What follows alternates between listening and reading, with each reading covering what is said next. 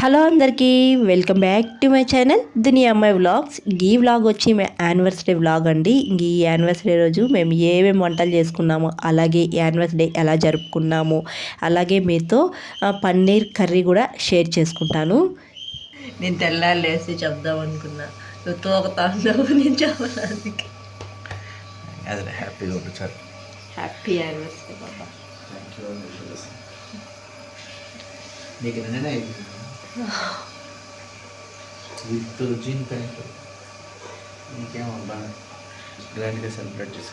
ఇంకా మా husband morning ready అయ్యి డ్యూటీకి అయితే వెళ్ళిపోయారు. ఇంకా ఆఫ్టర్నూన్ వస్తారేమో అనుకున్నాను. వచ్చేళ్ళకి రెడీగా వంటలు అయితే చేసేద్దాము అనుకున్నాను, కానీ 10కి అంతా వచ్చేసారనమాట. తొందరగానే వచ్చేసారు. ఇంకా ఈరోజు అయితే చాలా వంటలే చేస్తున్నానండి. ఇంక ఏమేమి చేస్తున్నాను అనేది చూపించేస్తాను. ముందుగా అయితే పన్నీర్ కర్రీ, దాంట్లోకైతే చపాతీ చేస్తున్నాను. ఇంకా చపాతీలకైతే పన్నీర్ కర్రీ చాలా బాగుంటుంది కదా. ఇంకా మ్యారేజ్ డేకి ఇంకా నాన్ వెజ్ ఏం తెచ్చుకోలేదు. నాన్ వెజ్ మా హస్బెండ్ తినరనమాట. యానివర్సరీ డే అని కాదు, జాబ్ పర్పస్ మీద సాటర్డే తినను అని మొక్కుకున్నారంట. ఇంకా అప్పటి నుంచి సాటర్డే అయితే నాన్ వెజ్ తినరు. ఇంకా మా యానివర్సరీ డే కూడా సాటర్డే వచ్చింది. ఇంకా వెజ్జే కాబట్టి చపాతీ పన్నీర్ కర్రీ అయితే చేద్దామని అనుకున్నాను. ఇంకా లేకపోతే బిర్యానీ చేసేదాన్ని. మా హస్బెండ్ సాటర్డే తినేడుగా ఉంటే ఇంకా ఏం తినరు కాబట్టి, ఇంకా నెక్స్ట్ డే సండే కాబట్టి ఇంకా బిర్యానీ అయితే కంపల్సరీ ఉంటుందన్నమాట. ఇంకా పన్నీర్ కర్రీ అయితే ఈరోజు మీతో షేర్ చేసుకుంటున్నాను. ఇంకా చపాతీ కూడా కొద్దిగా మెత్తగా చేద్దామని ఇలా అయితే చేస్తున్నాను అనమాట. ఇంకా గోధుమ పిండి అయితే తీసుకున్నాను, జల్లి పట్టుకునేసి కొద్దిగా బేకింగ్ సోడా, తర్వాత సాల్ట్ వేసుకోవాలి. తర్వాత కొద్దిగా షుగర్ వేసుకొని బాగా కలుపుకునేయాలండి. ఇవన్నీ పిండిలో బాగా కలిసే విధంగా కలుపుకునేసి తర్వాత 1 కప్ అయితే పెరుగు వేసుకుంటున్నాను. పెరుగు వేసుకుంటే చాలా బాగుంటాయండి, చపాతీలు మెత్తగా ఉంటాయన్నమాట.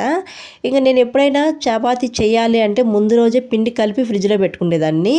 ఇంకా ఈ రోజైతే అట్లా కలుపుకొని పెట్టుకోలేదన్నమాట. ఇంకా ఆఫ్టర్నూన్ కలిపి చేస్తున్నాను.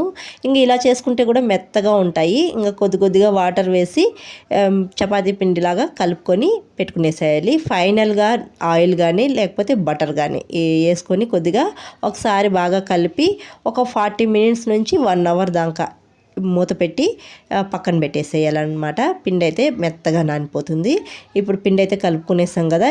ఇప్పుడైతే పన్నీర్ కర్రీ అయితే చేసుకుందాము. కర్రీ అయ్యే లోపల పిండి అయితే బాగా నానిపోతుంది. ముందుగా స్టవ్ పైన బాండి పెట్టుకొని ఆయిల్ కొద్దిగా వేసుకొని సాల్ట్, తర్వాత కొద్దిగా రెడ్ చిల్లీ పౌడర్ వేసుకొని ఈ పన్నీర్ని అయితే బాగా వేయించుకునేయాలి ఆయిల్లో. ఇలా వేయించుకునేసి తీసి పక్కన పెట్టుకునేసేయాలి. పన్నీర్ని ఇలా వేయించుకొని కర్రీ చేసుకుంటే టేస్ట్గా ఉంటుందండి పన్నీర్ తినడానికైతే. ఇప్పుడైతే పన్నీర్ వేయించుకొని పక్కన తీసి పెట్టుకునేసాను. ఇప్పుడు ఇదే ఆయిల్లో ఇంకా కొద్దిగా ఆయిల్ వేసుకొని సన్నగా కట్ చేసిన 2 పెద్ద సైజు ఆనియన్స్ను వేసుకొని తర్వాత కొద్దిగా వేయించుకునేయాలి 1 మినిట్ వరకు. తర్వాత చెక్క, లవంగం, ఇలాచి ఇవి కూడా వేసుకొని 4 టమాటాలను కట్ చేసుకొని వేసుకొని టమాటాని మెత్తగా మగ్గించుకునేయాలి. ఇలా మెత్తగా మగ్గిపోయిన తర్వాత పచ్చి కొబ్బరి, కొద్దిగా కాజు పప్పులు వేసుకునేసి బాగా వేయించుకునేయాలి.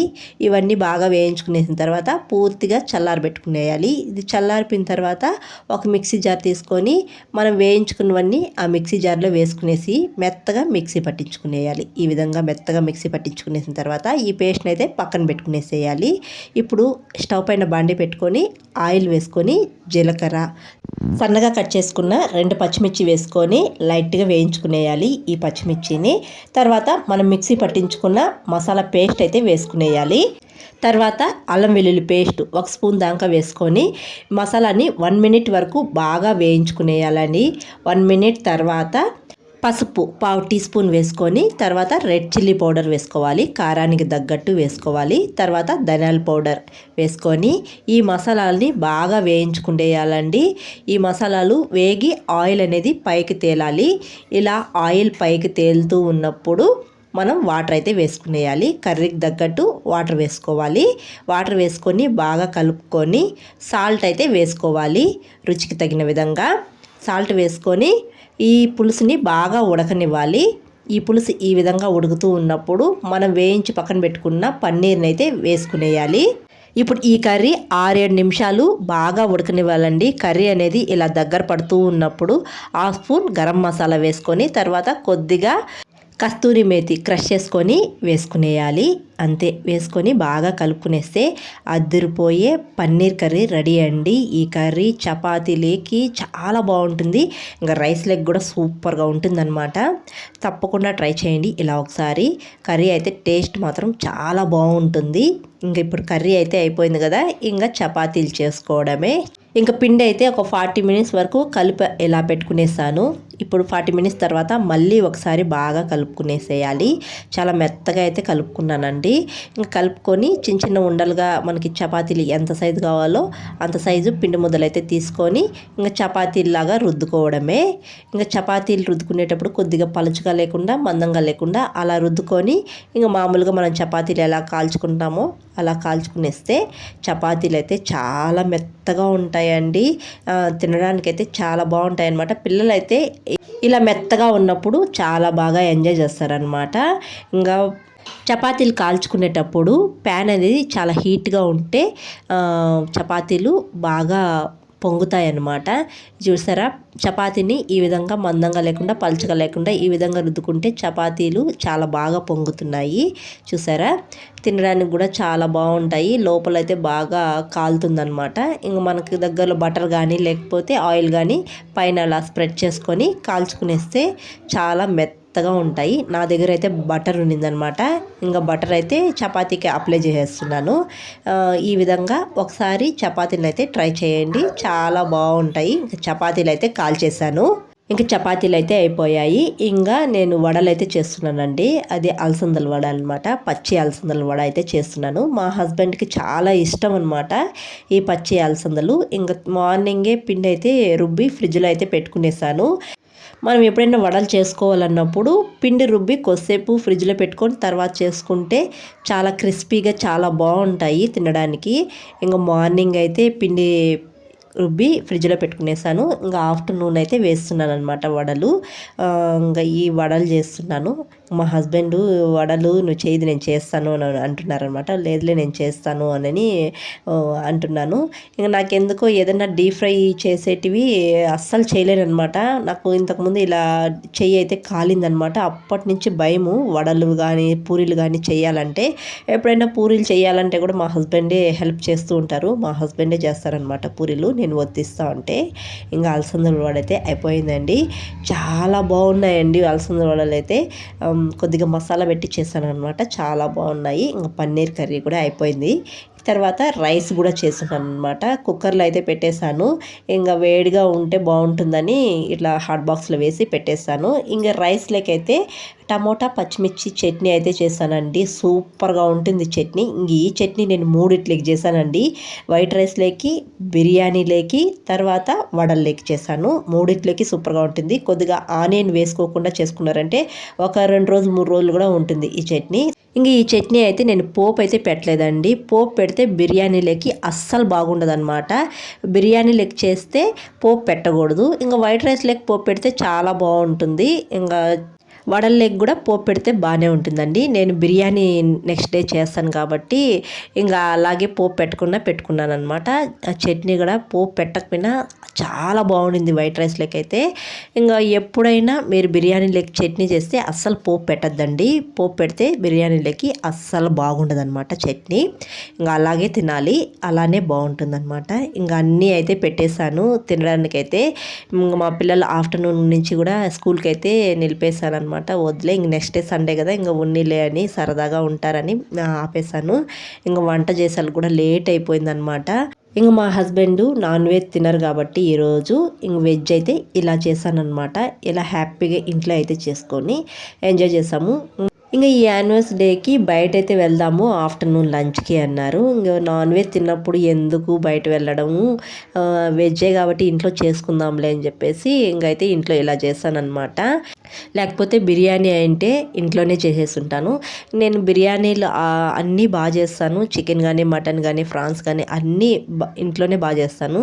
నాకు బయట కన్నా ఇంట్లో చేసుకొని తింటేనే చాలా తృప్తిగా తింటాను అనమాట. చాలా బాగా చేసుకుంటాను నాన్ వెజ్ ఐటమ్స్ అయితే.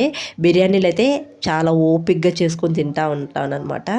ఇంక ఈ వంటలు కూడా చాలా బాగా కుదిరినాయి. అయితే నాకే ఎందుకో తినాలనిపియలేదు. నేను నిలబడి చేసాలకు నాకెందుకో బాగా అలసిపోయాననమాట. నీరసంగా ఉండింది. అసలు తినబుద్దే కాలేదు.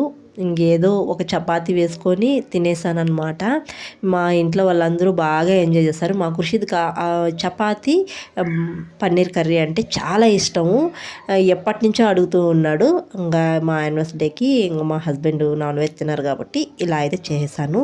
ఇంగా తినేసిన తర్వాత మా హస్బెండు శారీ కట్టుకోలేదే, తీయిచ్చాను కదా కట్టుకోలేదే అని అడుగుతూనే ఉన్నాడు. ఇంకా మా పిల్లలు కూడా కేక్ కావాలి, కేక్ కట్ చేద్దాము అని అన్నారనమాట. ఇంకా కేక్ కట్ చేద్దాము అని చెప్పేసి కొద్దిసేపు అయితే అలా కట్టుకున్నానమాట. ఫైనల్లీ లుక్ అయితే ఇదనమాట. ఇంక ఈ శారీ బ్లౌజ్ అయితే ఆకుపట్టు తీసుకొని తర్వాత హ్యాండ్స్ మాత్రం శారీలో ఉన్న క్లాత్ తీసుకొని కుట్టాను.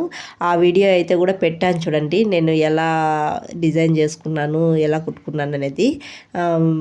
ఈ వీడియో కింద డిస్క్రిప్షన్లో లింక్ ఇస్తాను. ఆ వీడియో అయితే ఇంట్రెస్ట్ ఉండేవాళ్ళు చూడండి. మా యానివర్సరీకి మా ఆయనది ఇచ్చిన శారీ ఇదే అనమాట. ఎలా ఉందో తప్పకుండా కామెంట్ చేయండి. ఇంకా ఈవినింగ్ అయితే నేను కీర్ అయితే చేశానండి. ఇంకా నాకు ఇంటి ముందర తెలిసిన వాళ్ళు ఉంటారు కదా, వాళ్ళకైతే ఇద్దామని చెప్పేసి కీర్ అయితే చేశాను. కీర్ అయితే కూడా చాలా బాగా కుదిరిందండి. హడావిడిగా చేశానన్నమాట.